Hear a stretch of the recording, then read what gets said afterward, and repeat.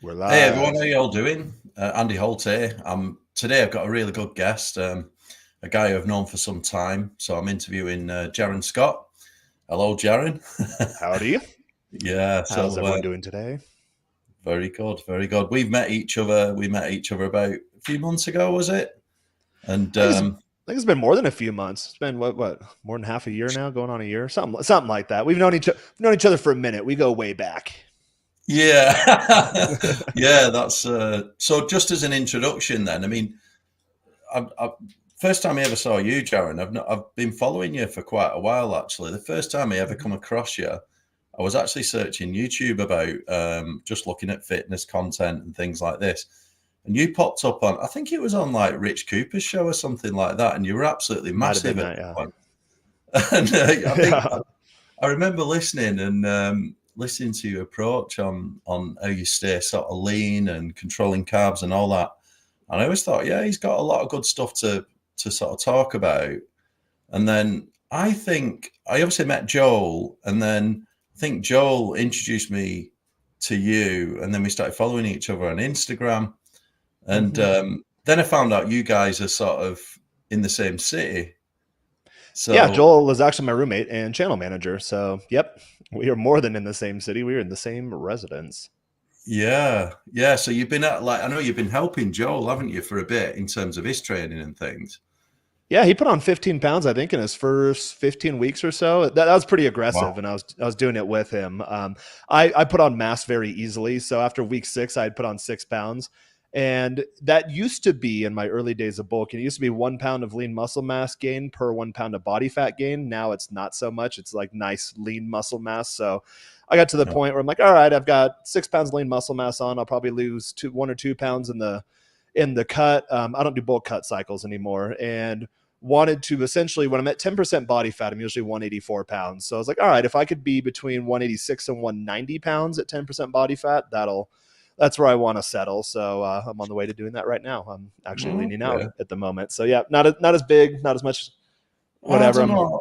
I Yeah. mean, just a quick one for the viewers. They'll all be wondering about the thumbnail. I thought we'd have a bit of a laugh about that to start with, Yeah, let's because do it. That I is when we AI. thumbnail, I'm not a yeah. Barbie doll or a Ken doll. I mean, it's crazy. It looks like your abs are drawn on. I mean, but it It is, will look not like that here quite soon. big. By I think June 1 is my goal date to get to that next level of leanness. Because when you're training, you're always looking to get to that next level. When you do your first bulk cut cycle, you can put on something like 15 pounds of new lean muscle mass well, Yeah. if you have a body like mine, I'm more endomorphic. So I can usually put on 15 pounds in my very first bulk. A lot of that was fat, had to get it off, lost a lot of that Okay. muscle mass because I didn't know how to cut correctly. But as you get going in your personalized fitness journey, then there's always that next level. And for me, the next level is never to be like a bodybuilder or put all sorts of crazy stuff in my body. It was really just to max out my genetic blueprint and then just try to dial it in leanness wise. And then I'm at the point now in my physique development where it's cutting things out. It's like, okay, I don't need to take that supplement anymore. I don't need to take this Mhm. anymore. I don't need to train as hard. But I've been at it for almost 20 years now. Yeah, yeah, I get that. So, like, in terms of what you're doing with Joel, then, just to help Joel out, what are you doing then to get him to put on the weight? Are you feeding him, or Feeding like him. just Yeah, feeding him, I think he training wants to hard? kind of lean out a bit too, because it is, and it really depends on what your budget permits, your schedule permits, and what you want to do. So I think for him, it got to the point it was a bit unfeasible just eating all those calories a day. So he's more Okay. on the ectomorphic side, which in the Mm, space is known kind of more like a lean gainer. So it takes him a mm. lot more effort and energy calorically to put on mass. Whereas for me, if I go into a slight surplus, then I'm packing on mass, and I'm packing on mass very Okay. quickly. Well, so you can balloon quite quick then? Just Oh yeah, yeah. yeah. I think What's the heaviest I'm you've at been? prior to the fitness thing. So my peak fatness is what I call it. I was at 285 pounds. Wow. I cut down to 190 or so. I didn't really have much muscle to speak of at that Mm, point. And this is kind of disheartening. Sometimes I'll get guys that contract me for coaching. I'm really good at helping guys lose significant amounts of weight. And then how do you manage to lose skin? How do you update your mindset? How do you form that new identity that you're no longer the fat person anymore, looking back at mm, yourself in the mirror? So it's disheartening for a lot of these guys. I'll tell them like, hey, congratulations, you've lost 100 pounds, but you're still fat. You're still 20% body fat. So I was kind of at that yeah. point when I got down to 190, as I mentioned earlier, started doing the bulk cut cycle thing. And then as I got older, I just dialed it in a lot more, realizing I don't have to do anything extreme anymore. It's just minimally viable dose, Mm. minimally viable stimuli in the gym. So my workouts are real abbreviated, 20, 40 minutes a day, usually 5 times a week. Sometimes I'll reduce that down to 2 or 3 times a week and then just do the same volume within those. So you start to learn these things as you get going on. Okay, so in terms of with your kind of training routine, then, if you're only doing sort of 40 minutes, what you're looking at there, intensity, speed, what, how you doing it? You're trying to go for like strength or cramming the sort of sets in that time? It's quite a small window that. I mean, I know some people Yep. claim to only work 40 minutes, but is that with the warm up or just training time? My warm up is walking or jogging to and from the gym. So warm up is Okay. walking or jogging to the gym. Cool down is walking home from the gym. So and I live in Mexico City, perfect weather all year round. So it's enough to warm me up. I will do my first set real light, like sets of 40 to 50 or something like that with girl weight, pretty Yeah. much just to get the blood flow into the area I'm targeting that day. So what I did actually, I got to the point in my development to where I realized I hired a professional bodybuilding coach years ago in California during the pandemic. Actually, they closed all the gyms, and he converted his detached garage to a gym. And then I just spent pretty much all summer training. There's nothing else really going on. They closed down our beaches Yeah. even. So, what would take me a couple hours, maybe an hour and a half or so, I realized, okay, we did the progressive overload, but you'll realize you can only do progressive overload for so long, because Mm. if the human body were to allow you to continually do progressive overload and you just always get stronger and there's no high end, then, well, I've been in the gym for 20 years. I would have gorilla strength. It would be stupid numbers, but the body doesn't let you do that. So I did the progressive overload, got to the point at my genetic max where I wanted to be, and then realized, okay, well, I don't want to add stuff to the routine in terms of like steroids or anything like that. So I hit that genetic ceiling, and then I maintained there. So then the idea was, okay, how do we do the same amount of volume for less? And you can do that. So you Mm. can so I started working on reducing my rest time windows. They used to be Okay. 2 to 3 minutes, then maybe it was 2 minutes, then it was a minute 30, then it was a minute, and now my rest time is 15 to 30 seconds. So I'm still Right. lifting the same volume and the same actual weight. How do you do that? Is that right? So that's a version of progressive overload. I mean, progressive overload to Yep. me, there's many different ways you can add weight, you can add extra Exactly. reps, you Most can people think it's just adding weight, but there's multiple right variables: time under tension, rest time, total rest time. training volume, and the actual weight that you're adding to your sets week over Okay. week, day over day, split over split. So you can adjust any of those variables. I Mm, I barely rest anymore. So okay, if I want to get more of a stimuli, well, I can go up in weight now. I can increase time under tension. I can increase my total training volume. I can decrease my training volume and increase the weight. So there's multiple variables you can yeah, play yeah, yeah. with. And I'm always playing with it, because usually after about 90 days, or I like to say 8 to 12 weeks on a split, Mm, your body's very efficient. It gets to the point to where, hey, it's dialed in, and then you're yeah. not stimulating as much. So I'm usually on the same plan volume wise. I had Mm, someone text me earlier, an ex-girlfriend of mine, just like, hey, I started doing this new routine and my neck hurts and I'm getting all these sores. I'm like, well, don't be doing lifts that's going to injure your body. So you'll get these ego lifters. And I was like that too when I was first in the gym. hey, I've Oh, done that. what's your Done max? loads. What's your max? My deadlift max was 505 by 5. Guess what? Number 6. Lucky I didn't slip a disc in my back. Had some sloppy form, rolled my back, dropped it on myself, and I couldn't walk for a month. So guess what? No heavy Yeah, deadlifts anymore. Does that make me less of a weightlifter? Sure, if you lift with your ego and you don't know how your body works, but I've got a physique to prove that I'm doing all right. So I do a lot of cable stuff now. I do a lot of Yeah. easy on the joints, tendons, ligaments, but still adjusting the multiple variables within that progressive overload model. Again, whether it be the time under tension, reducing the rest time, increasing the weight, or playing around with the total training volume. Yeah, I get that. I mean, on the ego lifting, I've done that, you know, Jaren, where It's you're fun. sort of focused on the But you get one injured. rep max. But once you've done that, you know, that 1 rep or 1, 2, 3 reps, whatever you're going to do, that really short, sort of heavy, for me, it tends to shatter me out. I couldn't do anything after it. I was so shattered. I couldn't even do another set. So, For like, me, on bench, I've never successfully done 3 plates on each side of my life, which would be oh, 315 pounds. I think my yeah, max is 305 or 310, whatever that ended up being.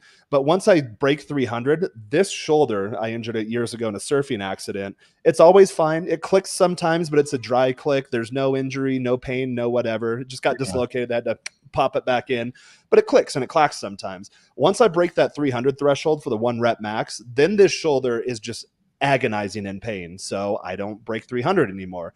I can incline bench 225 for reps all day long, which if you wow, do that's the, level. so you can look at 1 rep max calculators. So, okay, Right. 225 by 10 is equivalent to whatever that number is by 1. So you can reverse engineer that number too. Science is your friend when it comes to training and fitness. It's all just science. Your body will do exactly what you throw at it. And I realized, okay, I don't have a huge 1 rep max bench press, but most guys that have even hundreds of pounds more than me on bench press, they can't rep 225 for 10. So I don't really care. And again, I'm more now in my journey, anti-aging, longevity, flexibility, mobility. These are all, training in general is just an investment in your long-term health. Yeah, that's pretty heavy, that, Jaren. I mean, I can't.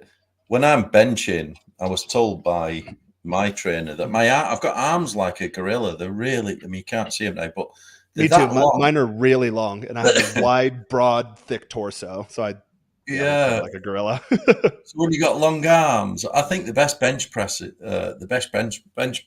champions, they've all got short arms, haven't they? You know what I mean?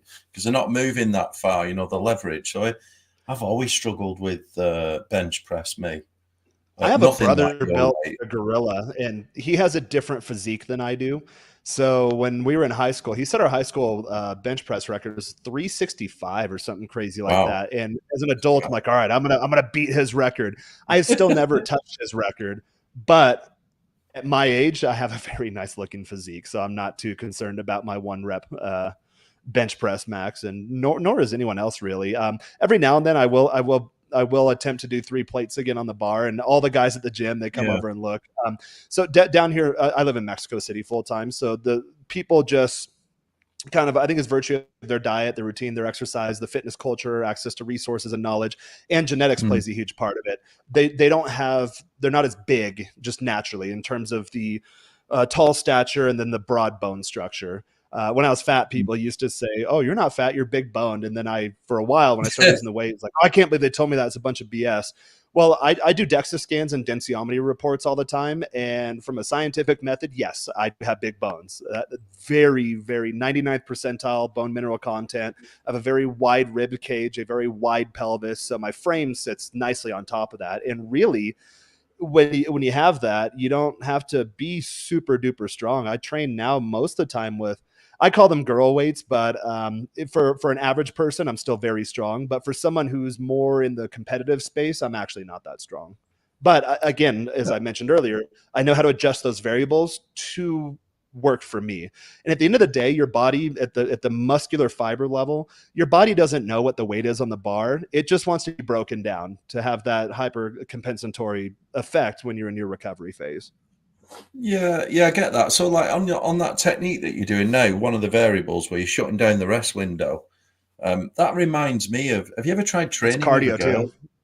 Yeah, it's like yeah, but have you ever tried training with a girl? Like their recovery time is tiny, and guys usually need a minute or two, don't they? You know, to recover. Yeah. And if you try training with a girl, it knackers you out really quickly just because they have a really short, like 30-second, and that's Yeah. essentially what you're doing. So It's like a circuit when you train with yeah, when you train with chicks. it must be almost like almost like a cardio workout or something like CrossFit, where you're just squeezing it in one after another, boom, boom, boom. I mean, so are you then getting the same amount of volume just in a shorter window, just by tightening up the Yep. rest period, still training the same way? Yep, still training the same way. I should Right. have pulled it out with me. And then whenever I'm trying out new variables, I log everything too. So currently I'm on a Yeah. maintenance plan. I'm not logging anything. I just kind of lift on the feels. I look in the mirror every day. I don't worry about scale weight too much because you will Okay. have fluctuations on the day to day due to fluid retention, inflammation, bloating, that kind of stuff. And Hmm. so in my logs, whenever I'm testing a new variable, or Yeah. a variable against a constant variable, then that's when I'll track everything. I'll plug it into spreadsheets and then see how my body reacted. But the last year, actually, about a year, Hmm. I've tested a few different theories, and it turns out no matter what I do, my body stays the same. So I also have a theory that I believe you can get to the point where you have a baseline or a set point for your body, and the human body is designed to stay in homeostasis. So, and I knew this when I was younger, when I was just getting in the fitness journey. It's like, okay, bring my baseline to this point, and then you set new goals and milestones, you adjust different variables, you track everything. And then eventually when you get to the point to where no matter what you do, you're at that new baseline, then it's time to start examining new variables and new considerations in your diet, recovery, and fitness routine. So I've done that for so Hmm. long. I have so many spreadsheets that really the last year, it was the greatest revelation to me is no matter what I do, here I am. I don't really have to do much anymore. So then this last year, it was more so. That's why I mentioned I work out 20 to 40 minutes usually per session if I'm doing 5 days a week. Sometimes I'll reduce that down based on my calendar and my schedule. So sometimes it'll be one grueling full body workout per week. Well, that's a 3 or 4 hour session. Sometimes it'll be push pull legs. Sometimes it'll be upper lower. But as long as I hit my total training volume in certain periods of time, my body doesn't really care if it's every day, if it's one day, if it's 2 days, 3 days, 4 days, whatever per week. Because at the Yeah. scientific Okay. level, you're still hitting your total training volume. Same thing for losing weight. You need to be in a caloric deficit. So a lot of people, okay, it's 500, 800 calories out a day. That's usually a good starting point. But I'll do more advanced things to where I'll do intermittent fasting, but I'll do extended fasts. I'll fast for a day or two. I've fasted up to 5 days before. Guess what? Hmm. 5 days after eating food, if you eat 2 whole pizzas and a box of donuts, you're not going to get fat because you're in such a huge, steep caloric deficit in that 7 day time frame. So in my head, I just kind of run it back in the day when we used to have to balance our checking accounts. I just kind Yeah. of run where am I at calorically surplus wise or deficit wise? Where am I at total training wise or total volume? For usually I do it on a weekly basis, but sometimes I'm out of the gym for a few weeks because I had a medical procedure done here recently, and I'm actually out for a month. But I knew that I knew they were going to take me 3 weeks out of the gym. So the month leading up to it, I did 2 a days every single day. I just doubled everything. So my body still got all of that same stimuli. I probably overloaded it, but it's good because I created an increased hyper compensatory effect in the recovery phase. And now I'm taking a longer term. A lot of people think day to day, week to week, month to month. These are long term habits you're creating. And if I were to chart all of that out in a timeline on a spreadsheet, I've been at it for 20 years. So 3 weeks off, it's not going to make a major change to my physique. I do feel like I'm a little deflated. I do feel like I'm not as strong. I do have limited mobility in terms of what I can do fitness wise. I feel fine, but the surgeon, he's like, no, don't push it. He's like, because you have internal wounds and you don't want to you don't want to mess up organs and stuff like that. So and but I adjust my is what I'm getting at there. So what? Sorry, I'm just trying to load up Instagram. I was wondering if you could just share, because I saw one of the photos of you where you looked absolutely massive. And I'm going to look even better here by June 1st because I mean I'm always forthcoming with what my routine is. So I recently got a micro liposuction. I have abs year round, and I've had that for 7 or 8 years now. But when you lose 100 pounds of body fat, you do get a lot of loose skin. I managed to tighten it up naturally pretty well, but as you get older, you start to lose some of that collagen elasticity. So I called it a melted candle effect, to where six pack, but I have just loose skin hanging over the side of my jeans. So I wanted to get that taken care of. The best surgeon here in Mexico who does all the Televisa and telenovela stars, he's here in my neighborhood.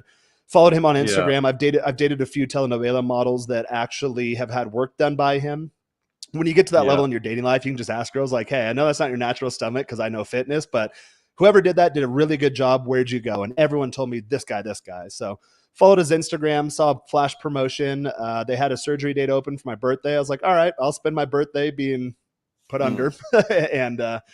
and I'm only a week into recovery, but I'm already starting to see real results. But the goal here, I only had half a kilo of fat to lose in my entire midsection and flanks. So it's very, very lean already. For those who say, oh, you cheated, you did liposuction. No, I've been at it for 20 years, but you will have flaccid skin if you lose 100 pounds of body fat. There's no way around it.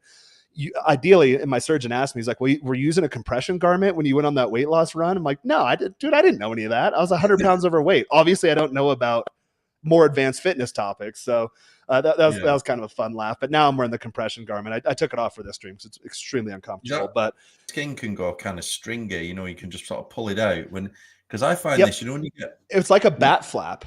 Like literally, I could take my belly. It's called the pannus. So your lower abdominal skin. I could take it, wrap it over my hand, and get it to my gooch almost. Yeah. So there's a lot of loose skin. When you have, like you talked about the DEXA scan, and that's one of the means to actually check out your body fat percentage. But another way is calipers, and you can just a pinch test. When I did it with someone, when you've got low body fat, you can kind of pull it, and there's almost like no fat beneath your skin, and it feels like really dry and weird. And is that what you can see? Yeah, you can see it, like, for example, on your forearm. There's absolutely no fat there. I'm actually holding a lot of fluid because I'm in a post-surgery diet right now, so they need low inflammation and high fluid retention, which is fine. I normally don't, but look at when you're lean, like forearm skin. I don't know what my camera's doing. Is it doing something goofy on your end? It's all right. It's just froze a minute. I can still hear you. Okay, perfect. Yeah, that's fine. I don't know. Yeah, you're just frozen at the minute. Don't worry, it's all right. You're not pulling a funny face or anything. Yeah, it's usually a funny face because it's done it a couple of times, and I've seen the freeze framed goofy face. Here, since you can't see me, go ahead and talk for a minute. I'll see. Yeah, how do I share on here? If I can, I just want to try and find out if I can prevent share screen. Can I share screen? This one. Can you see? Is that coming through? Yep, looks like. Okay, so I just want to have a look at this one because I noticed this one here. This is Joel, obviously, and is this at the point when he's put on 15 kilos or? What is the date? What does the timestamp or date stamp say on there? 17th of October looks like this one. Oh, he was just week 2 or 3 into his bulk, and I believe he ran it for 15 weeks. Right up until the new year is when he ran his bulk. So, yeah, he put on a pound a week on average on that one. Again, that's not going to be lean muscle mass, but he's kind of a lean gainer, so he didn't get particularly fat either. You will have some fluid retention, especially if you're eating in a crazy surplus. So that probably happened. I think when he got off, he dropped a couple pounds. And then now I think his new baseline, again, I go by baseline because when you do bulk cut cycles, you're not going to keep it all. So his new baseline, I believe he's 8, 9, 10 pounds still up over when he came down here. And then, as I mentioned, I started on a mini bulk with him too, but I put on mass quick. So I was 3 weeks in, and I think I'd already put on a couple kilos at that point. And then you'll notice not as defined, a little more swole, but that's my natural body type. To be honest, though, yeah, you're pretty big there, though. That looks pretty big. This is just looking at a few of what you've got. I think I noticed one further down as well. Wow, yeah, you got this kind of thing. What we're looking at here, you look quite lean there. It's quite a while ago. This is May 2021, so yeah. I think at that point I was training with the fitness coach in California. Yeah. It's pretty big. Yeah. Okay. Yeah. And this one. I was big and lean at that point. Yeah. Okay. So now, okay. So I'll stop sharing that. That's pretty good. You know what? I'm going to try popping back in this. Yeah, I'm gonna try popping back in this room real quick. I don't know what happened to my main. Here we go. There you go. Is it working? Yeah, it is. Yeah. A bit of different aspect ratio, but yeah. Oh, here we can throw it back on here. Yeah, cool. It keeps beeping at me. I don't know what it's doing. I always it's my iPhone that I use as a cam because it's got the high def, but I don't know what it's doing. I won't worry about it too much. But yeah, so in those photos, you can kind of see the progression. I don't have any before after photos of when I was at peak fatness. I should probably put a side by side or before after comparison there. But yeah, I was pretty big at one point, and not the good kind of big. I was just fat. Yeah, I mean, looking at them though, so obviously you got quite a lot of muscle mass, and when you talk about at the minute, you're in sort of a maintenance. Are you generally maintaining your muscle? Or you talked about you're not doing any bulk and cut now. No, not at all. Yeah, I haven't done bulk and cut cycles in years. With Joel, I did a mini bulk. Like what was it? I put on. I'm trying to think where was it? No, I think I put on 6 kilos in 6 weeks. Again, a lot of that's fluid retention. Some of that's body fat. I do have a propensity to put on body fat when I'm getting bigger. And then after the new year, so typically when I did bulk and cut cycles, it was 3 months of a bulk that would lead into the holidays, especially coming into Halloween, Thanksgiving, Christmas, New Year's. It's like, all right, I can actually eat because I'm training hard to do a bulk. And then January 1st, usually I was still drinking at the time. So usually I was hungover. That first week of January is when I'd start my cut. And then usually April 1 was the actual goal date to reach my cutting goals. But this time around, my goal was third week of February. And I think I calculated I had something like 6 pounds of body fat to lose. So that was 1 pound per week, which is a 3,500 calorie deficit by 7 days per week. That's only a 500 calorie deficit. That's not a big deficit. So I didn't even really have to cut because on my normal diet, I'm usually in a 1,000 calorie deficit Monday through Friday. And then weekends are wide open. I don't track, I don't do whatever, but I don't really do cheat days anymore either because eating a bunch of donuts or candy or sugar or stuff like that, it makes me feel sick. My body doesn't like it. So even on my free days, I probably just go around maintenance, maybe slightly over maintenance. Do you know, last year when I did a cut, so I did a bulk, and when I started my cut, I thought I started it too early. I started it at the end of January, right?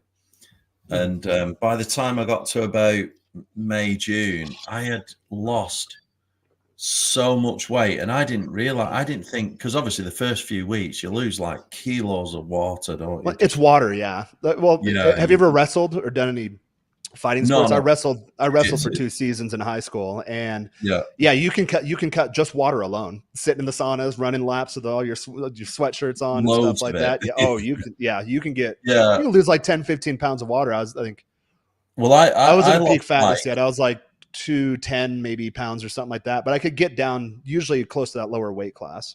Yeah, in about 4 or 5 months, so I lost about 14 kilos. So that's like, what's that like? Getting on for 30 pounds. You know what I mean? It's quite a lot. 2.2. That was a lot. But I got really flipping lean, and I think this year, like, I'm going to do another mini cut. I'm still doing this, so I've not even started cutting yet. And where are we in April? I'm going to start.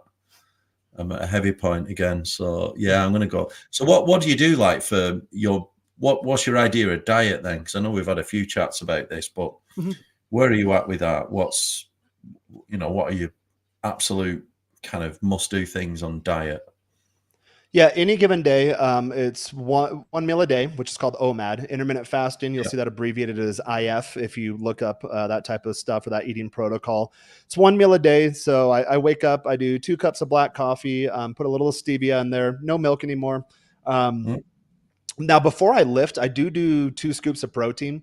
I don't necessarily know why. It's because it's technically because I'm training fasted. And I don't get that nice carb load pre-workout, but for me, mentally, it's more so that I don't want to go anti-catabolic. I do other things as part of my routine that prevent that, which we'll get into here in a moment. But still, I think it's one of those things. I was a baseball player too growing up, so we get superstitious sometimes. It's like, all right, well, it works, so I'll do that. So it's 50 grams of protein, 50 grams of protein prior to working out, which is usually about midday for me. In the evening, what I do is my camera just froze again. It's driving me nuts. In the evening, what I do is typically I'll work all day. When you do intermittent fasting, you get really nice level energy. You don't have peaks and valleys. I'm ADHD diagnosed as a kid. Don't take any of those types of supplements. It's been a long time since I took Adderall or any of that stuff. So, so it helps with the focus factor. It helps with the concentration. We don't have that Yeah, you're more productive. And so I usually just go, I wake up, I immediately start working. If there's a gap in my schedule, I work out 20 to 40 minutes. The gym's a 10-minute walk away. So I need an hour time block in my schedule. I can squeeze that in at a point during the day. It's usually around the lunch hour at some time. And then I spend the rest of my day working. Afternoon, you get that endorphin rush when you're done lifting and like the nice pump. So you feel really good. I do my deep focus work. Coming into the end of the day, I play guitar for an hour. I'm also a singer, so you can't sing. You have to be fasted when you sing. Otherwise, your larynx, their muscles too, you can hurt yourself when you really start pushing it. Yeah, I've seen some of your videos with your guitar, Jaren. Everyone should go check that, by the way. I need some new ones. I'm actually a lot better. Those are 3 years old. So I'm actually training with a professional vocal coach, and she's a Mexican pop star down here. Can I ask you a question about the guitar? Millions of followers. Yeah. So about the guitar, Jaren. Every time I watch you play guitar, you never have shoes on. What's that about? You've always got bare foot. Oh yeah. You're always barefooted when you play guitar. Yeah, well, guitar's a workout too, because to sing properly, there's certain breathing techniques which also help in the gym as well. So I'll play guitar and sing for an hour, and then I'll start cooking something. I've been ordering out a lot lately too, but there's places here where they'll sell you 100 grams of pre-weighed, pre-cooked chicken breast. It's already pulled. And that works out really well. So I can just throw that in a pot. I can add a bit of tomato sauce, low sodium, chop up a bunch of vegetables, and we're off to the races. Or there's an Argentinian butcher here nearby. Great cuts of meat, good price. It's roughly $10 a kilo, but it's all organic and grass-fed and all that good stuff. Just nice, dark, dense red, tons of zinc and iron and those types of minerals type meat. And he trims every ounce of fat off of it. There's no visible fat before he puts it in the meat grinder. So I'll do that as a base too. Do a lot of chilies and stews and tacos and burritos and nachos and. Well, yeah, you're lean meat. When I have a lot. We talked about this. 750 grams to a kilo of meat a day. Or what know, that's exactly what I try and aim for, just to get the solid protein. And I always think you should go for lean quality meats and try and get your fats from oils and nuts and avocados and plant based. You know what I mean? But so is that quite easy for you to get? Like, obviously you got that all over Mexico City. You can readily available. Yeah. Okay. Yeah, the other one. Yeah, it's super easy. I was going to mention I do the same thing that you mentioned. You want to get your protein you want to get all of your nutrition and caloric content ideally from whole food sources. A lot of guys do supplement, but remember it's called supplement. So supplementation is something in addition to what you're not getting. Ideally, the bulk of your calories and your macronutrition should come from whole food quality. So I always say, the healthiest option available and the highest quality that my budget permits. You hear excuses all the time. I don't have money. I don't have time. Those are all excuses. You just don't want to be fit. For me to get fat again, it would take way more time and effort than for me to just be jacked year round. So like that is not an excuse. All of that's out the window. You're just fucking lazy and you're lying to yourself. Which if you need help with not being a liar to yourself and actually look in the mirror and see a non-fit person looking back, hit me up for coaching. I can do that. The new identity formation. So all of that stuff's a lie. You have your base protein. Again, it's animal sourced protein. Don't do pea protein or rice protein or any of that stuff. Vegan diets will screw up your endocrine system. Don't do that if you're a male. Females can get away with it, but it'll still screw with their cycle a bit. So you want to make sure your hormones are taken care of. We will get into the hormone thing. There are some people that have to live on the vegan diet, though, and I get it. Me personally, I understand the science. It's like the protein is not as good, is it? It's like, and they miss like certain aminos and things, but I think you can still do it. So it's missing. Use certain supplements like leucine supplements and things like this to top up the missing aminos, but it's harder. It's like the best protein, as you say, comes from whole foods, and it's remember, if you're supplementing, your diet's lacking, so you shouldn't be supplementing. Yeah, correct. I do 2 scoops of protein pre-workout.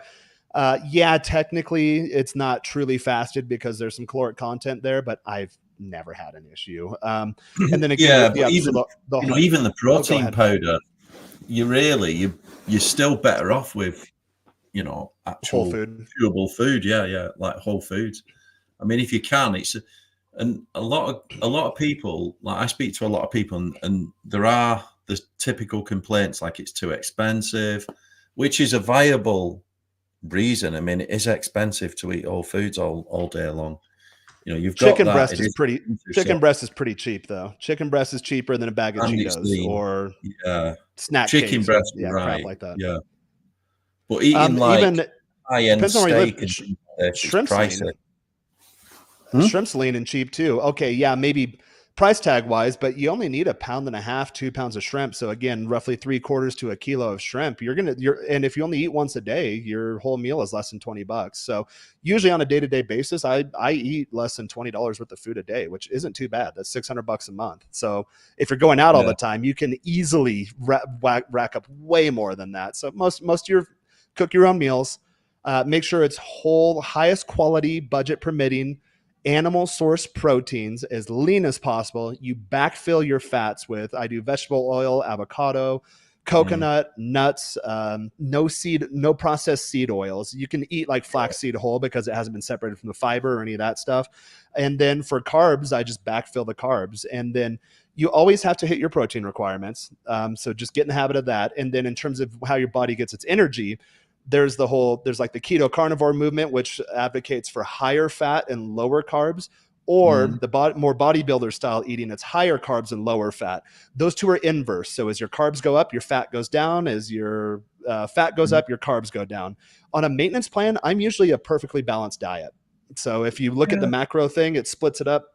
It's usually around 33% between the macro categories for the calories I need for a day for maintenance, but that's usually my day-to-day is usually just perfectly balanced. If I want to play around, and again, this is more advanced, like if I have a photo shoot coming up or a rooftop beach party, then I'll play around with fluid retention. I'll play around with sodium. I'll play around with carb and calorie cycling. And these are all kind of more advanced type topics. Yeah, there's all them techniques. I mean, I do the same, but probably not as extreme as you. I mean, I'm typically low carb year round. Just because I like the benefits of being low carb. You got a sharper brain, and I just feel better. Carbs make me want to go to sleep. And the other thing is, I feel less bloated because obviously, if you're not having carbs, you're not storing the glycogen, as much. And obviously, I think it's something like, what is it, 1 to 3? You need 3 parts water to 1 part glycogen, so you end up like storing loads of water. I thought it was 4 to 1. Like every gram of carb will pull 4 grams of water into the cell, but that might be different for different physiques too. Because I hold mass. That can be muscle, that can be fat, that could be fluid, that could be whatever. My body holds mass. One thing I do though, when I go on a cut and I'm in a caloric deficit, I then introduce some carbs at night, cycling. To top up. I do all my carbs before bed, which a lot of people will tell you not to do. This might be a good segment to roll into also. Weightlifting myths. There's not a catch-all answer for everyone. You just have to get started, track everything, figure out what works for you, adjust different variables. And what you track, you can measure. So then you can look back at all your lifting logs. You can look back at all your diet logs. I use MyFitnessPal and Body Space as the apps on my phone for that stuff. But then you can look back and you have a record that if I do this, this happens. And then you try a new thing. Okay, let's try intermittent fasting. I did the 8-hour window, then 16-hour window, then 20-hour window. Now it's been 1 meal a day for 8 years now. I do the carb cycling, calorie cycling. If I have, again, if it's Saturday and I have a photo shoot and it's a fitness photo shoot, not a fashion one, then on Monday, I'm going to do what bodybuilders do for a peak week, which is you drink 2 gallons of water, then 1.5 gallons, and a half gallon. The last 2 days, you don't drink any water at all. You were doing low carb beginning in the week, and then as you reduce your fluid, you increase your carbs because again, a carb has to pull 1 gram of carb pulls 4 grams of water into the muscle cell. Well, you're not giving your body any water. You already pissed it all out. So what your body does is it sucks up all that fluid retention and puts it in your muscle. And that's how you get that shredded kind of dick skin look that bodybuilders do. So it's just all science, and these are all tricks, and they all work, but it depends on what is the combination of these tools that you're using in your personal toolkit? Again, time permitting and budget permitting, to get where you want to go when you want to do it. And it's all just a science. Yeah, I think there's a lot of fighters use that same technique with water, don't they, to cut weight before a fight. And then like the day before, they do the weigh-in or whatever. And then within them sort of few hours between the weigh-in and the fight, they just consume and they just put like 80% of the weight back on, like in an evening or something. Yeah, it's all fluid manipulation at that point. Yeah. Like, so when I get sub 10% body fat, there's not a lot of body fat for me left to use. And at that point, it's just fluid manipulation. Yeah. Okay. So like in terms of what you do then, Jaren, because obviously you got the Gringo guide, so we probably should talk about this. So like your Gringo guides, as I understand it, you're helping guys acclimatize, and you're teaching them Spanish and how to sort of get used to sort of life in Mexico. So these are like expats, are they, that are looking for a new life in the city, and you're helping them out transition. Is that right? Yep, that's correct. Do you mind holding the floor for 30 seconds? I'm going to come out and come sure. back in. I just connected my backup camera. No worries. Yeah. Well, I'll tell you what then. Let's just share a bit more of your my Instagram. Yeah, be right back. Yeah, I'll go on there now. Share screen. Okay, here we go. Just while Jaren's going back. So here we go. Oh yeah, let's have a look at some of these. Little playing the guitar. I mean, you'd have to have a look at these yourself, but they're quite funny actually. I quite like them. He scrolling down, got a few more as well. Right. Let's talk about this, because I think this is the photo that he mentioned. Peak fatness. Yeah. Right. Yeah, you were carrying a bit weight there. Maybe that's not his. When you're back, Jaren, I found the photograph. Let me know. The one that we need to talk about. So yeah, we'll bring that up. Okay. Yeah. So yeah, I'll just leave it on that photo there. So yeah, in terms of what Jaren does, then, if you look on his channel, Gringo Guides, he obviously a Spanish speaker, helping people move to Mexico City, understand the life there, that kind of thing. And I think he does a lot of sort of overall coaching in terms of not just the Spanish, but also, introducing guys to sort of where to train and that kind of thing. You back? And I'm back. Yeah, this camera's not nearly good. Jaren, look at this. Is this the peak fatness one? Can you see that? Yeah, it's not on the screen. There we go. No, so that was prior to starting TRT. So that was me. Okay. That was me already 10 years in the gym. Everything natural, everything organic. Still, you can see I still have the same basic body shape, but composition wise, I held a little more body fat. Being obese, my endocrine profile was out of whack. We tried to reset it multiple times with a Clomid monotherapy. That is what a lot of new bodybuilders use to, which is PCT, post-cycle therapy. So we did a Clomid monotherapy. We did an HCG monotherapy. It did get my testosterone up back into range, but it didn't stay in range. It still fell off about 200 points when I got off of the monotherapy. And then at that point, I think I was just barely outside of range on the low end. And my endocrinologist asked me, he's like, hey, do you want to be normal or do you want to be optimized? I'm like, you know what, let's go optimized. But for the TRT, I do minimally viable dose. I only do 100 mgs of testosterone a week, which is 2 shots of 50 milligrams twice a week, every 3.5 days. I also top off my syringes. I do a replacement dose of HGH, which is human growth hormone. That's more for anti-aging. You want to be careful not to run that too high, because you can get acromegaly, which is like human growth hormone makes everything grow. So like your organs. So you don't want your heart to grow. You don't want your organs to grow. That'll cause issues. So I do 1.2 IU of human growth hormone every single day. In the morning, I do that fasted before my coffee, and that just kind of moves everything along. It does keep you a little leaner. How do you take that? I have no experience. Oh, it's just a little insulin shot. It's a 31 gauge needle. It's like that big. Insulin needle. Do I have a syringe here? I might. All right. Okay. Hang on. Let me stop sharing. You can. Yeah. So these are my tee shots. I preload them. So it's a little teeny tiny. Yeah, I can see I that. don't have the good camera. Yeah, it's a little teeny tiny needle. I inject them in pockets of loose skin or where fat used to be, and you don't even feel it. Is So that what you call subcutaneously, isn't it's it? Just straight. subcutaneous. Yeah. Yeah. Okay. I've no Yeah. experience with that stuff. I've always been fully natural, but I read quite a bit about it at the minute. I'm just, getting my bloodstone, watching my testosterone. It's pretty decent, so I'm kind of leaving it. You can always be better, can't you? I mean, everyone can. You can always step the whole thing up. And I could do 500 milligrams of test a week and then stack like Masteron and Primobolan and all sorts of stuff on top of it, and then do four IUs of HGH. But here's an important one too. All of my lipids are in check. Everything is in range. There's nothing wrong with me. I did some heart tests recently. There's a test that came back. It's like, you have a left ventricular block. I'm like, no, I don't, because I don't eat a diet to have heart problems. Like, for example, unless there's some environmental accident or there's a pre-existing genetic marker, which there's not, because I analyze my genetics too, I will never get cancer because I don't eat a diet that leads to cancerous growth. I'm sure I'll have malignant cells, as all of us do. With the intermittent fasting too, you go into a state what's called autophagy, about the hour 18 time point, to where your body literally just takes out the trash. It actively kills your dead cells or your bad cells, and it gets rid of them. So I've done all the medical tests too, but so I came up and said I had a left ventricular block. I'm like, no, I don't. So I did a bunch more heart tests, and then eventually went to a cardiologist. It's like, no, you have said in the left ventricle, I guess there's multiple nerves that go to the different areas of the heart.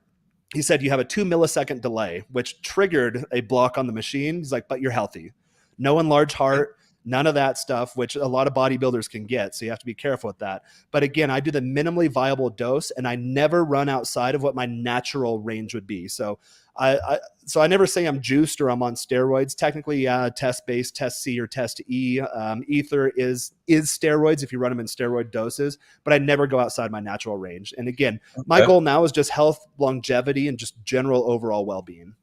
And when you get all those things in order, your body will tell you what you're doing. I can look at someone's physique and tell you exactly what they're doing, or get pretty close to it. Yeah, that point on the fasting, when I fast, because I've done a lot of fasting, whether it's intermittent fasting, sometimes I'll do a prolonged fast. And I always think, when you get to that kind of 18, 20 hour point, it's like you can feel it. It's a weird feeling. I don't know if it's like a placebo effect. The hunger pain or the fasting effect. Yeah. It's like you start feeling your body do different things, and it does do different things. Yep. It's a strange feeling, but it's a really good one. And I think that's when all the hunger goes away. You get to 20 hours, there's no hunger, and it feels great. So yeah, you're right, Jaren. Yeah, I'm drawing my blinds down. I'm really bummed out. My camera started crapping out because this backup camera, it's not nearly as good. So for the hunger pains, if you're new to intermittent fasting, that's why I mentioned I started with an 8-hour eating window. So you're fasted for 16, you're fed for 8. Then I went to you're fasted for 8, fed for 16, which is like pretty much the standard American diet. Most people eat, or most people sleep. You do an 8-hour eating window and 16-hour fast. 16-8. Yeah. Intermittent. So you start. Yeah, so it went 16 fasted, then 20 fasted, and then it just went to 1 meal a day. And that was more because for schedule permitting. Think about the time you spend thinking about what you're going to eat, preparing your food, eating your food, and then cleaning up after yourself, which not everyone does that. I've had people visit me and they don't clean up after themselves, but I do. So think of all the time you spend in a day. It's hours and hours a day. For me, my food window in terms of preparation, all my meals I do in less than 20 minutes, 30 minutes max. And eating, it takes a long time because I'm eating a lot. But at that point, I'm already laying down. I'm unwinding for the night. So during the day, I'm letting my body use my body fat as its energy. It's because people get really... You must consume an absolute ton of calories in one go then, just to Not a lot. I'm 2,000 to 2,200 calories a day. Right, okay. So my TDEE is roughly 3,300. So that's your total daily expenditure of energy. You can get these tested, and they will give you those numbers. And again, you can plug that into spreadsheets. If you want, guys, if you want access to any spreadsheets I'm referring to, just hit me up at Jaren Scott. I have an intro video somewhere on my channel. I'll send you a link to the video of how to read it, what information to collect and what information to track. It has trend lines and all that stuff. And then just like some samples of my DEXA scans and of my bloods and all that kind of stuff. Exactly how to like read that comments. Jaren, I was going to say your links, we need to put them in the comments. I'll drop it in the description as well. I'll put a link to your channel. Here, let me find it real quick. Yeah, if you can, yeah. And you know what? I'll have it put in the description. Okay. Just what it explains to people. So in terms of how you help people out, in terms of the Gringo guides, what do you do do you help them coaching fitness as well? I mean, what do you explain to people how that works? What do you do for people there? It's more of an overall lifestyle thing. A lot of guys come to me through, so there's a couple of tiers of people that come to me. There are guys that are significantly overweight, 40 pounds or more of body fat overweight. Cause there are just some big built guys like, hey, I'm fat. I'm like, no, dude, you're just fucking bovine. So I help those guys out. In terms of just fitness, diet, routine, all that kind of stuff on the fitness front, or I call it fat to fit front, on the learning Spanish quickly. So I learned Spanish very, very quickly. We mentioned earlier, I'm also a musician. So learning a language is just like learning a new instrument, just like learning a new song. It's the same exact process. So I already had these mental faculties developed. I just applied learning a language as the input, and then the output was learning the language quickly because I'd already learned multiple instruments before when I was younger. So I help guys that. Also, Spanish is pretty much entirely rooted in the Latin language. English is largely rooted in the Latin language.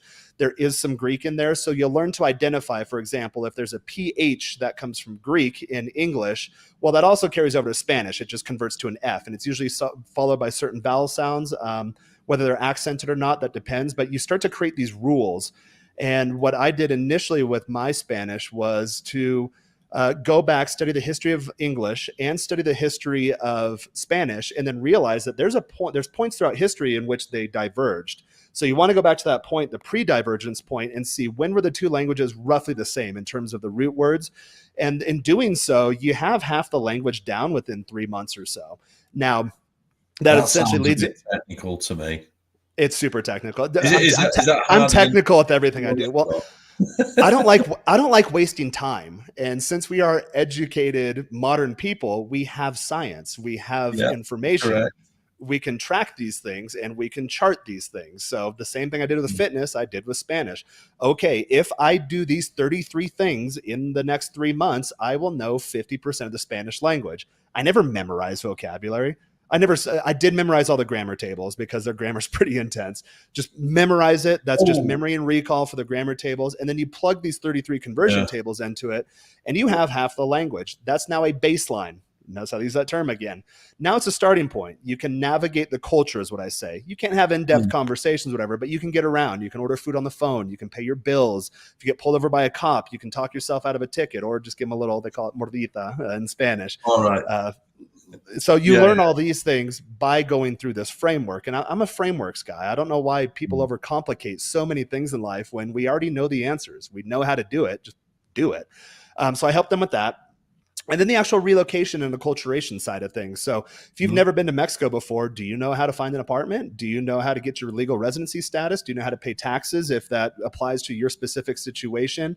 And then the next one is the dating topics. I have a very, very colorful dating life. Let's just say that. I'm very pleased in that category of my life. I don't talk about it as much anymore on the channel because you'll get guys in the comments like, oh, Jaren has to pay for it. It's like, dude, it would, again, for me to get fat, it would take more effort than for me to be jacked. For me to pay for it would take way more effort than what I do now. So again, I just created a system. I'm a corporate marketing consultant by trade. It's like lifestyle design, isn't it? Yeah, it's lifestyle. Like a lifestyle design. So you're basically, I can imagine these guys when they come to you, some of them are kind of overweight and you're going to transform them. Is that right? The whole lifestyle, the fitness, the whole works, learning the language, getting in shape, learning the social skills, a whole lot. Is that... it's 90 days. It depends how much time you're looking to put into it. 90 days, if you're really gung-ho serious about it, yeah, you can get all that done. You should be able to have a navigable level of Spanish in 90 days. I have a dating course that I did a few months ago. If you bring me on for coaching, I supplement the coaching with the dating course. It's exactly how to create your own dating blueprint. I'm primarily digital, but I do have a good social life. So I mean, anytime I go out, you're gonna. I always see you at pool parties. Every time I watch your stuff, you're always at a pool party. All your friends are like, and I was always wondering, is that what it's like in Mexico City? Because I've never been. Yep. I'm thinking I want to get to Mexico City. All these. Yeah, you just take your shirt off and go to a place where a lot of hot girls go. And if you're in the 99th percentile of physiques, the girls just come up to you. You don't have to do anything. So again, guys that are like, oh my God, well, I have to have more money or I have to have more status. Or I have to be super jacked. No, that stuff all helps. But it's the internal framework too you got to work on, which my dating course does cover. But really, once you get all these variables in place, you just show up and people come to you. And for me, again, thinking on the longer term horizon, day to day, initially it sucked losing 100 pounds. That was took a lot of motivation to do that. But 20 years later, all of these things are in order already. So I just show up and hot girls are going to come talk to me. That is the result of 20 years of work. Yeah, so just on that, like the guy that comes here and he needs to learn, what, I don't know, 40, 50 pounds, something like this. How long, what's your window of sort of transforming this typical coaching client? I mean, it really depends on how aggressive they want to get. Are you going aggressive? Are you going like £2 a week or something, or? 2 or 3 pounds a week. And especially when you're considerably overweight, you're also an addict. You have a food addiction, and you also have some psychological issues. You hear this body shaming stuff like, oh, big and beautiful any size. No, if you truly love yourself, it is impossible to let yourself get to that point. So there is an identity issue.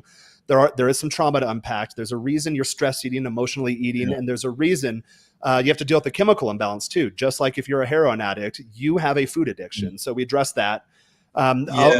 I'll get guys that'll say, they're like, oh, am I going to starve? I'm like, dude, you're 100 pounds overweight. You can. That's it's another lie. Hormones, the ghrelin and everything. Your body's got enough calories in it to help you survive. You know what I mean? It's really strange. But when I was cutting weight, when you first start doing the 16-8 intermittent fast, it's horrible. And what made it easy for me? You get hungry. You have hunger pains.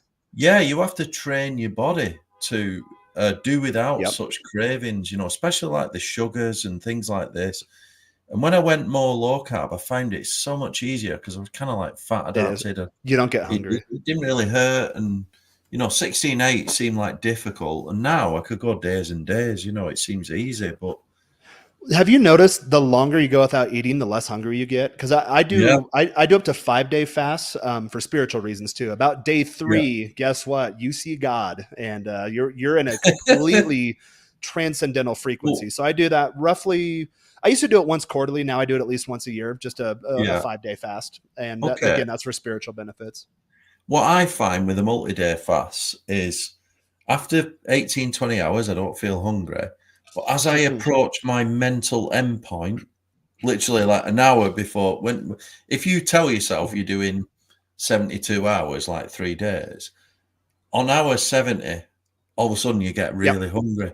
And them last 2 hours are a struggle because and it's probably better not to have that mental stop point. Because that's when you start. It depends. So my first 2-day fast, that first night because I always do 1 meal a day. I've been doing that for 8 years consistently. So that first night where you'd normally eat all of your calories in one sitting, you're just going to bed. And so you do feel kind of hungry at that point. And then when you go to a 3-day fast, it's the second night. And then I've noticed that after day 3, you just don't get hungry anymore. Okay. And what happens, your body does a bunch of cool stuff too. So think of back when we were evolving as a human species. After a few days of food, you start getting these endorphins and these hormones and these chemicals saying, go out and get food. So you get like a lot of people think, oh, you get real frail and weak and unmotivated and unenergetic. No. It is an intense mental clarity that you get. And again, it's more transcendental to where literally from a biological standpoint, your body's like kind of in the process of dying. So that does something to your consciousness, if that makes sense. But after day 3, you just don't get hungry anymore. And then it's tough coming back. So a lot of times, even last night, I was busy all day. I had calls all day long, back to back, running from place to place. And then when it came time to eat, I wasn't really that hungry. So yeah, I kind of going back on what I said earlier. You do want whole food sources, but a lot of times I'll just pound some protein shakes. You always have to hit your protein for the day if you're not doing extended fasting. So just hit the protein shakes for my protein and be like, okay, well now usually I end up around 900 to 1200 calories once I hit my protein requirements. You'll get some fat and carbs in there, but it's a negligible amount. Well, now if I have a 3300 TDEE, I have 2000 to 300 or 2300, 2400 calories left that I can bank for the weekend, for the holidays, for when I go on vacation, whatever that looks like. I've just noticed I on the chat on StreamYard, I had it on private chat. Just flipped comment. Let's start going through some of these. Yeah, I'll just Kevin there. Right, okay. Joel has the perfect lean lifter look. Oh, are you going to start with this one? Go on. Yeah, do you mind if I just rapid fire these? Yeah, go on. Go for it, yeah. Joel has a perfect lean lifter look. I was thinking that. You know that image? His body composition has changed. Yeah. So he never had a lot of body fat, but he increased his lean muscle mass baseline. Oh, he's getting the shape now, and I quite like it. When exactly. I've seen photos of it, I mean, he looks lean, but you can see it's like a lean shape, you know, the V shape. It's that Gresham ideal. If you look at the golden ratio calculator, that's how I train my physique. Again, in the description after this guy's come back or hit me up, I have videos I've done on my channel before. They're like 3-hour long thesis type videos. I really dive into the science and I show you all the medical documentation. But you'll start to create a framework in your brain of exactly what the human body is like. It's funny, right. A little off topic. I had a girl over last night and she was kind of nervous to be around me. So I started kind of, massaging her fingertips and I gave her a nice hand massage. And then at the end, of course, I got to where I wanted to go. And she's like, how did you do that? I was like, well, I created these processes of visualizing my body as an instrument or as a vehicle. So in doing so, and the mind muscle connection helps too. And then I have all the tables and spreadsheets. That's all planted firmly in my firmware to where I could start feeling her fingers and my brain was starting to visually 3D map out her body, where her tension points were, where her stress points were, like how her energy flows. I do a lot of spiritual work too on myself. So you could literally just dial into her energy and then she just completely literally opened up for me. And that's how we did that. So it is a process of understanding how your body works from a scientific standpoint, from a habitual standpoint, psychological standpoint, spiritual standpoint, emotional. All these things are factors. But once you get it all together, then really it's kind of like a superpower. Yeah, let's go next one. So Kevin's asking. Kevin, got to roll, guys. You're going to play the recording on the channel, Andy. Yeah, it's live on my channel. Yeah. Yeah, once the live ends, it just stays there.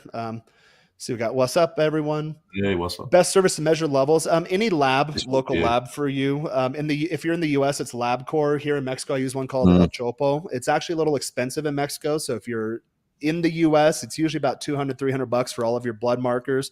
Andy, in the UK, does the NHS take care of that, or is that more of an elective thing? The problem with going to the NHS is they'll measure you on one thing. So I use Medichecks. Okay. It's just and you can just get through the mail. It's like £150, which is probably like $180 or something. But if you pay a bit more, you go to a clinic and the clinic will do your bloods. Yeah. I just do that. I just use private. Yeah.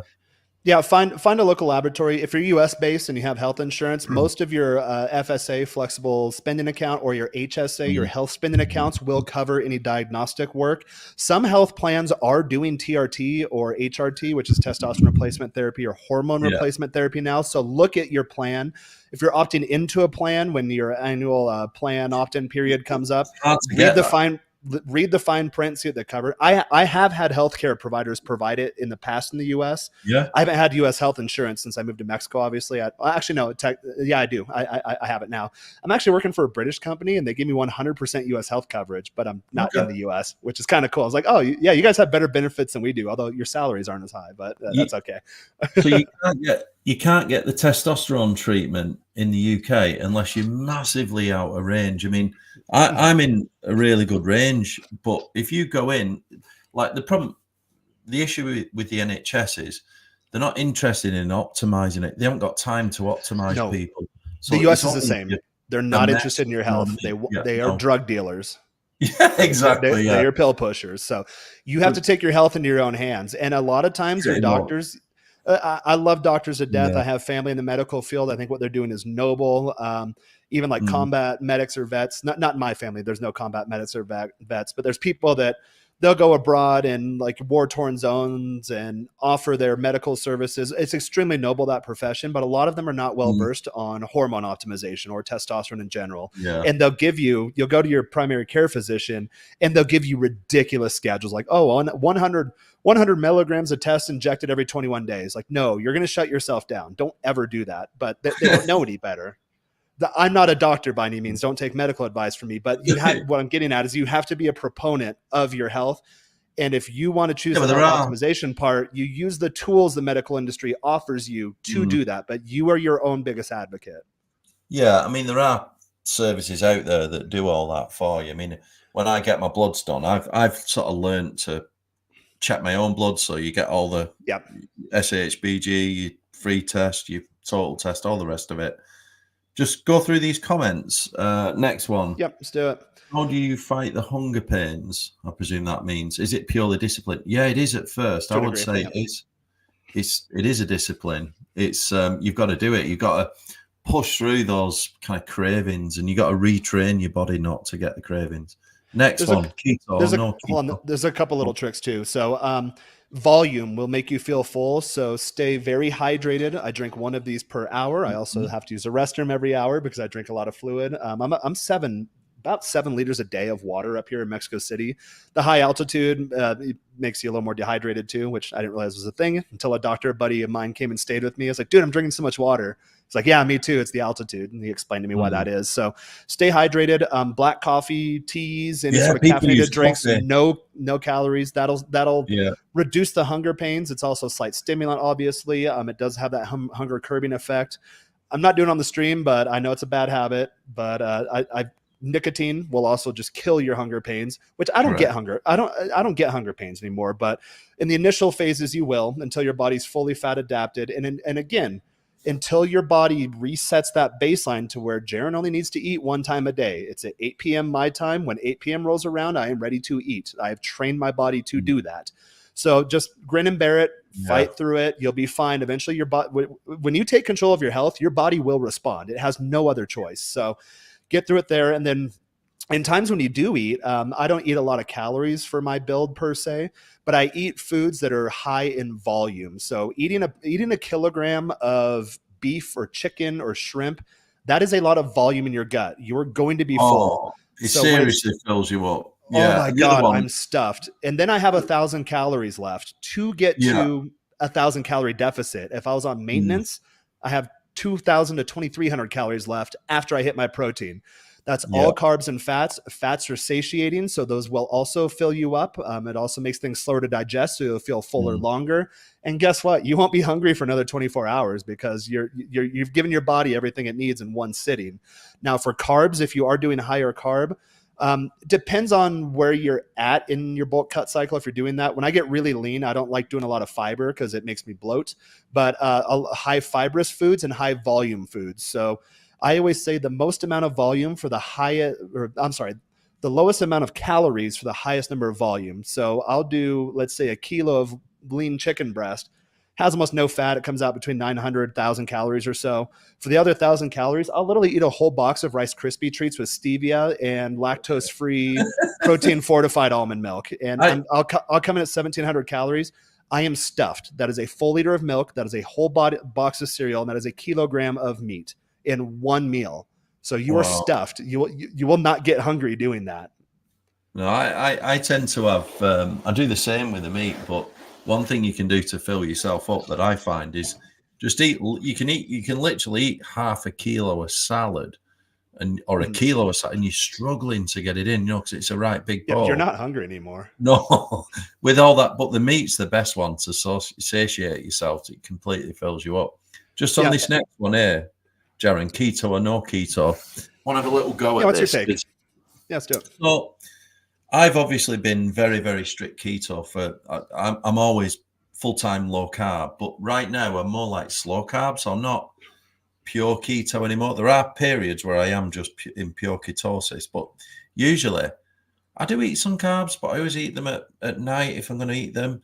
Tend to stay like around the 100-gram mark of carb. I just don't do high carb. I'm 100 to 200 grams. Leg day, I get 200 Yeah. grams. The days where, so because I do the cycling too. So if it's a weak part day, like my glutes are a little weaker, my chest is a little weaker, my back is well developed, shoulders are well developed. So I do. Yeah. Yep. So I'll do more carbs and maybe even higher calories on the days where I'm training lagging parts where I'm completely strong. Now I do about 100. So I don't go full keto because sometimes you can get a bit of the keto flu or the keto flush. Yeah, you can. And you do need some carbs. Even when I was quote unquote on keto, I believe they say less than 50 grams of carbs per day. And that's just for basic bodily function. So you don't want to go extreme and deprive your body of anything it needs. So you go to the basic function. And again, it's a mathematical equation. You fill in the rest of those calories with another macronutrient category. In this case, it would be fat rather than carbs. Yeah, I actually perform really well on fats. I know that, like, you will always have more readily available because your body can convert the glycogen really quick to energy. You know, ketones is a harder process, slower. Once you're fat adapted, I noticed I went through an adaptation phase for that, where I felt kind of sick for a bit. The first time doing keto, I did get the keto flu. To be fully fat adapted took me about 3 weeks, but then Andy, I'm sure you get this too. Right. Yeah, well, now I can feel it. I know when my body is switching to my stored body fat for energy, because from a cognition level, your energy levels are more stable and your focus, you just get very dialed in and you can feel it. So this next comment's a good one then. Just leave this on a bit longer. Not What's good, everyone? No, I know. That was great. This is a good one. Leave this one on for a bit. Is desire for food consumption largely mental or emotional? This is a big topic. So I mean, we could do a whole stream on that one. Desire for food, yeah, you could. It sounds like a good video title. Desire for food consumption, largely. Are we talking about overeating here, like food addiction? I think there's many different reasons. You know, people eat overconsume. I think it's easy to overconsume. You look at the diet, the Western diet is so easy to overconsume. There's just like a lack of knowledge. It's a drug too. So we didn't get into, usually when you overconsume, a lot of modern food is processed. It is engineered by companies that they don't sell food. They sell food products. That is a very important distinction to make. So usually the human body, again, going back to our caveman days or, you know, nomadic out on the prairie, hunting animals, fielding for berries and that kind of stuff. The human body is evolved and designed to gravitate towards fats, sugars, and salts. So what do these companies do? They engineer their food products. It's not food. If you can't find it on the perimeter of your grocery store, if you can't find it in nature, you are not eating food. Let's make that clear distinction. So they engineer these food products to overstimulate these centers. I use the same analogy. It's like people say like, oh, you know, like the drug cocaine. Like, oh my God, yeah, it's crazy. Well, in South America, they drink coca tea for altitude sickness, and it's actually really good. Every now and then I'll buy coca tea here. I think it's hard to get in the US or like English-speaking countries, but the coca tea, okay, yeah, it has less than a fraction of a percentage of the active ingredient in cocaine, whereas cocaine, everyone says theirs is pure. It's never actually pure, but what they're doing is they're extracting that active ingredient and they're purifying it. So when you do a line or whatever, you're getting just a huge rush of active ingredient that you cannot find in nature. Whereas if you just chew on the coca leaves or you put it in a tea, you're going to get trace amounts of cocaine, but it's going to be no more than a strong cup of coffee. But it also has the altitude sickness fighting effects, which is why a lot of people in South America or high elevations use it. I'm in high elevation. You can find it here. It's great. But it's nowhere near like, you know, doing a rail of Coke or anything like that. Food is the same way. So your granulated white sugar that has been stripped from the fiber, it has been processed, it has been dialed down. You're eating pure sugar. Whereas if you eat an apple or a pear or a peach, yes, there is sugar in it, but it's wrapped in the fiber and it's naturally occurring in nature. And it's also important to distinguish, again, another whole video topic between fructose and sucralose and dextrose, all the different sugar types. Luckily, I don't eat a lot of sugar, so I don't get into that anymore. Yeah, just some berries. Yep, exactly. I just eat some berries, you know, like obviously antioxidants and things, but I do avoid all the various sugars where I can. Yeah, and berries don't have a lot of calories. With this post-surgery diet I'm on, they want me doing, I'm doing way more fruit than I've ever done in my life, for the antioxidant benefits and stuff. But it's something like a cup of frozen mangoes is like 50 calories. Like, okay, I've been slamming just nutrient dense smoothies during these last couple of weeks. Also part of the medication protocol they put me on, it kind of kills my appetite. So I typically don't take a lot of oral medication or supplements or any of that, because it screws with your GI, your gastrointestinal health. So again, there's so many other variables here. We're talking about the basics, but you can get so into it in terms of like fiber versus no fiber, gastrointestinal health, probiotic. What does your gut biome look like? And these are all, there's not a catch-all answer like just take this one pill and I'll be jacked. They're little things that get you a little bit better. But when you compound all of these things over the longer frame, then you will build a very nice, very well-functioning, very optimized physique. And your brain is attached to your body, so your brain will benefit as well. So just that pretty much answers that question. So just in terms of the basics, Jaren, then, there's always, what's your idea of basics here? Like, if you had to, just the principles on diet, what's your idea? Do you know what I did when I lost 100 pounds? I actually didn't know much about diet or exercise. What did you do? Just stop eating? Yep. So everyone knows what a healthy food is or not. So a lot of people come to, I don't know what to do. You know that pizza is not healthy. You know that donuts aren't healthy. You know that ice cream isn't healthy. You know that you should not be eating that stuff. If you don't know that, then I don't know how you're functioning as an adult human being. So when I lost 100 pounds, I cut out all the crap. And then what you do is when you cut stuff out, because you will miss it, you're going through withdrawals. It's the sugars and snacks, isn't it? You cut the sugars and snacks out, and that does loads already. That's exactly. Fried foods are gone. I drink diet soda every now and then. I know people say, "Oh, there's aspartame." It's better than full sugar soda. So cut out all your sugars, all of your overly salty stuff. Guess what? No more fried foods. If you want to take it a step further, your fats are now heart healthy fats. They're not crap fats. So. But really, it's just you already know what's good and what's bad. Eating a package of Oreos and then drinking 12 beers before going to bed is not doing your physique any benefits. So these things go away. But now you get to replace these habits with good habits. So, okay, I'm not doing a pack of Oreos anymore, but I can do a berry smoothie with lean whey protein isolate. You can do that. Guess what? I have a sweet tooth. Every single night I eat a dessert, but it's a healthy dessert. So it's not. Define a healthy dessert. I like this. Go on. What's a healthy dessert? Define it. So you can do. So really, there's a couple things you need to get to do healthy versions of food. Is the human body, it wants the texture. So try to recreate your textures and then the flavor. So stevia or monk fruit is usually my sweetener. In terms of, I do a cheesecake recipe. So sugar-free Jell-O packets, 1 part of that to 1 part Greek yogurt. Prepare the Jell-O as is, and then do 1 part Greek yogurt. That gives you a cheesecake filling. Graham crackers, if you don't add any crap to them and don't get any sugar, that's just pure carbs. So you crush those up. For the crust, you do MCT oil or a coconut oil. So yes, I'm still eating cheesecake. You put berries on top if you want to do a reduction or whatever, and then chill the sauce and put that. You can do that. So yes, I'm still eating cheesecake, but there's not anything that doesn't occur in nature in that cheesecake. Yes, the graham crackers are processed. Yes, stevia is processed, but there's no insulin spike, and I'm not getting any sugar or salts or fats really, for that matter.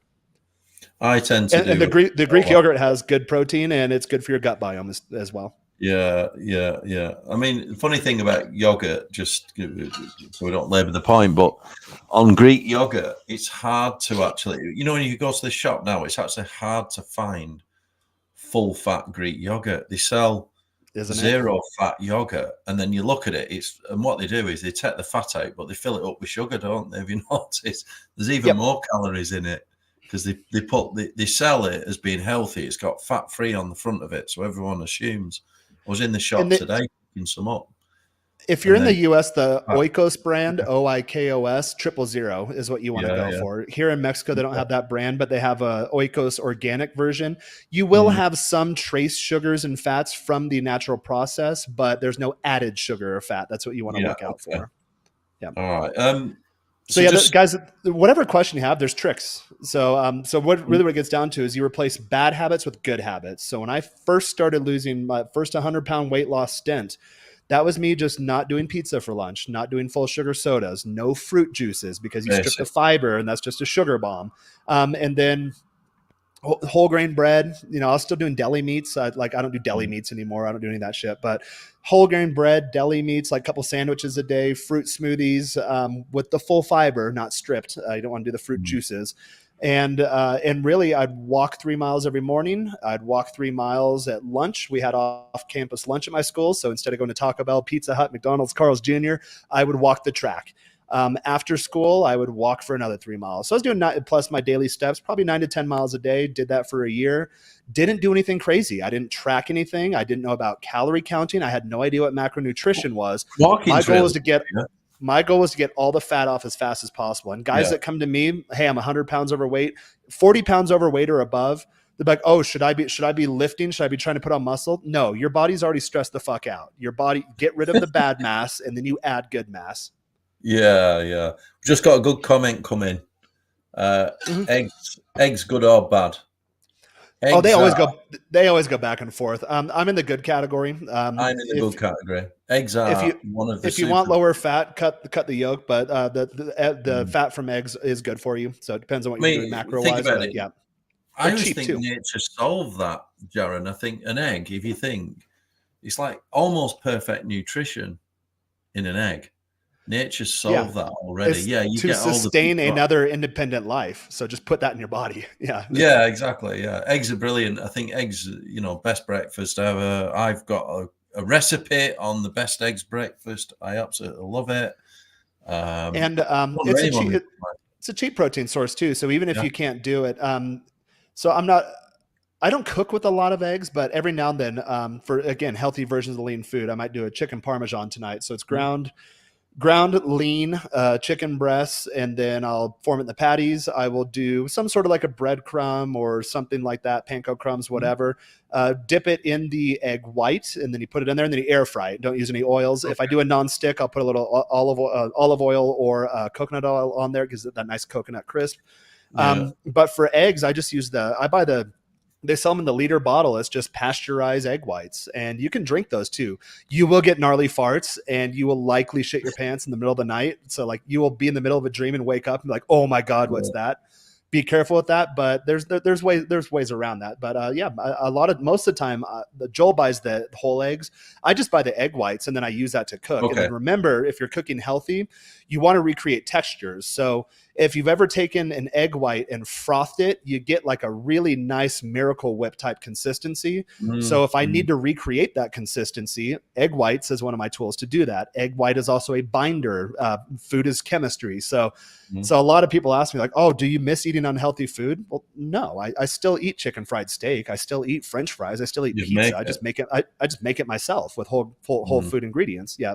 So again, really, I know it's a long-winded answer. I have a tendency to do this, but replace bad habits with good habits, and then start slow. Just do it.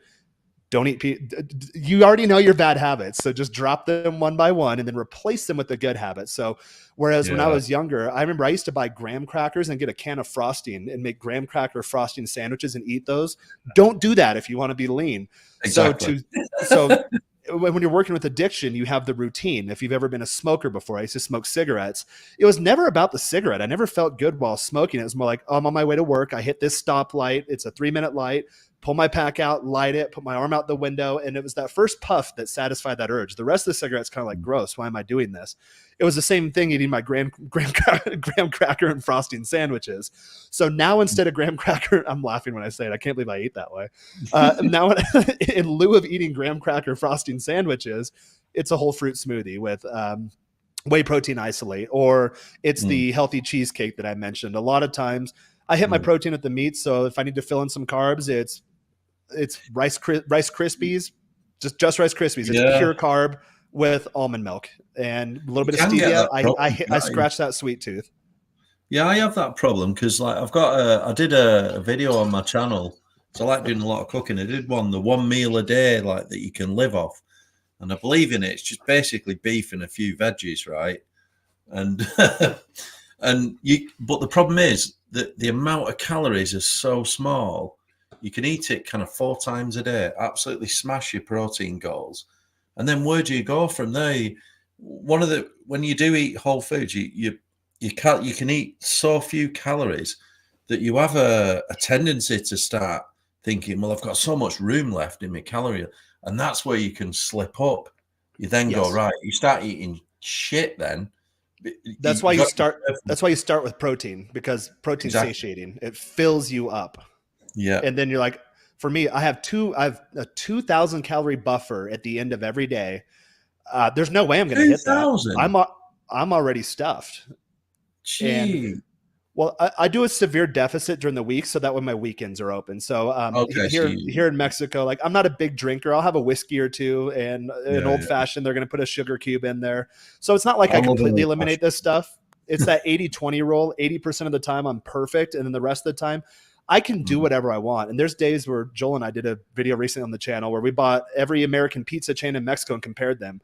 We each slammed 2.5, 3 pizzas that day, but I was in a 5,000 calorie deficit for the week. So guess what? Not only did I not gain weight, I actually lost weight. Now I gained water from the fluid retention. And then by Wednesday, if I weigh myself every day, I get what's called the whoosh effect.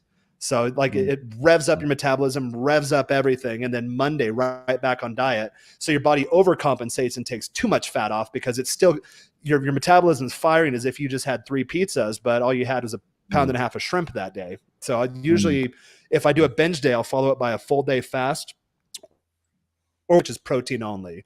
And people say, well, oh my God, you don't have any fat and carbs on your Mondays. How can you do that? Well, I got my fat and carbs yesterday. I ate enough fat and carbs for 2 days, so I'm just not going to eat them today. And then on Tuesday, I'm back on track. My metabolism's still revved up. Wednesday, I weigh in. I'm always lower weight-wise, which look up the whoosh effect. My body gets that, at least. So, like, okay, so that's quite a lot actually on diet. But you know, it is. We can go forever on this. I think maybe make this a series and then start dialing into some more of these questions. I do have a doctor's appointment here soon for no worries. him to tell me how fast I recover, because I'm protein and hormone and diet optimized. It's like, wow. After my first check-in, he's like, you look like you've already been out of surgery for a month and it's only been a week. I'm like, I know, because I map everything. I chart everything. I know that. What did you do? What did you have done? What was it? It was a micro liposuction of the flanks. They couldn't find any fat in my abs, because I'm usually 6-pack year round. Did have a little left in my flanks. They took out 500 milligrams of my flanks, did a fat transfer in the top of my glutes. Thing you had done? It's private. Okay. Yeah, so it's technically a Brazilian butt lift is what they call it. People, I say mini lipo, because if they take out less than 3 liters of fat, it's technically a mini lipo. Okay. I only had 0.5 liter of body fat left on my flanks. They put that in my glutes. And then now what they're working on, the important part, because my goal wasn't to lose fat. I don't have a lot of body fat. The goal is to tighten the loose skin from when I was obese that was left over. So now I have to do 3 massages a week. They do what's called the carbox therapy, where they inject carbon dioxide in underneath your skin. That leads your body to send more oxygen. I'm actually intentionally going to get lighter. I'm going to let my muscle atrophy a bit, which I'm a mass giant. So even if I don't lift, I still maintain muscle mass.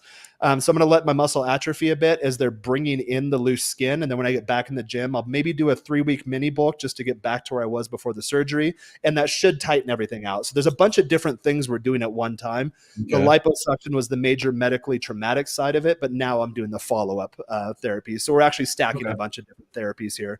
I didn't want to do the abdominoplasty because I'm into aesthetics, and I didn't want the giant scar across my skin. You'll notice I don't have any tattoos.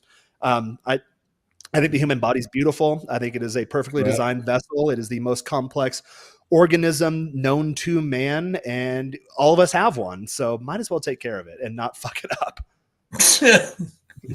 Yeah. Okay. Well, we've done that question to death, haven't we? But eggs are good. We both agree. Yeah. Let's go ahead and start signing off, because I've got to head to my appointment. I was just going to say, Jaren, what are you? Obviously, you help your clients and everything, but where can everyone find you? Why don't you do a little plug of all your services and channels and things? Yeah, I didn't even realize that when I changed my camera, it knocked my stuff off the screen. So it's probably because you've still got the comment on. Just take the comment off. Oh dear. Yeah, there you go. Oh, it's like I'm new to StreamYard. I've been using this thing for a few years now. Yeah. So Yeah, YouTube, look up Gringo Guides, YouTube at Gringo Guides, or go to Instagram at Jaren Scott. That's my personal Instagram. I do have an at Gringo Guides, no space or special characters. That's for branded content, all the lifestyle, rooftop parties, how to learn Spanish. I review Spanish memes, Spanish news, politics, intercultural dating type topics, all of that is at Gringo Guides. But you can also find any of those on my link tree through my personal Instagram at Jaren Scott. That's also the best way to get in touch with me directly. I use it as a messenger. Got the tab open right here. So I will get back to you eventually. I work a lot too during the day. So I will get back to you eventually. So let me know any questions you have. If you want like fat loss trackers, if you need coaching, if you're interested in taking the conversation a bit deeper, collaboration type opportunities, invite me onto your channel. I don't care how big or small you are. I will go on and get out there and talk about really cool stuff with really cool people. So Instagram at Jaren Scott. That's the best place to go with anything you need at all. Cool. And what are you doing for the rest of the day, Jaren? What are you up to now? Is it like 3 o'clock now, 4 o'clock, 3 something for you guys? It is 3:30. Yes, right after 3:30 now. I have a live stream this evening at 6 my time, and then I have to go get a follow-up appointment done. Again, they have to do, it's like an ultrasound massage because they're trying to tighten the skin up. So yes, I got liposuction. It was only 0.5 kilogram of fat, which means I did a good job on my own. Because you'll get guys like, oh, it's a shortcut, you're cheating. Nope, I've been single digit body fat now for a long time, and just wanted to get the loose skin taken care of. So it's an ultrasound massage just to make sure everything's healing properly and all that kind of stuff. Usually takes less than an hour, but it's Mexico City traffic, you never know, and I got to make my live stream by 6, so that's why I'm kind of speeding it along now. Yeah, no worries. Right, well, thanks everyone. Thanks for all listening, and thank you for your time, Jaren. It's been very entertaining. And everyone, thanks for showing up, whoever's still left, and come back and watch it again, I guess, when it's all baked into both channels. So see you all next time. Yep, cheers.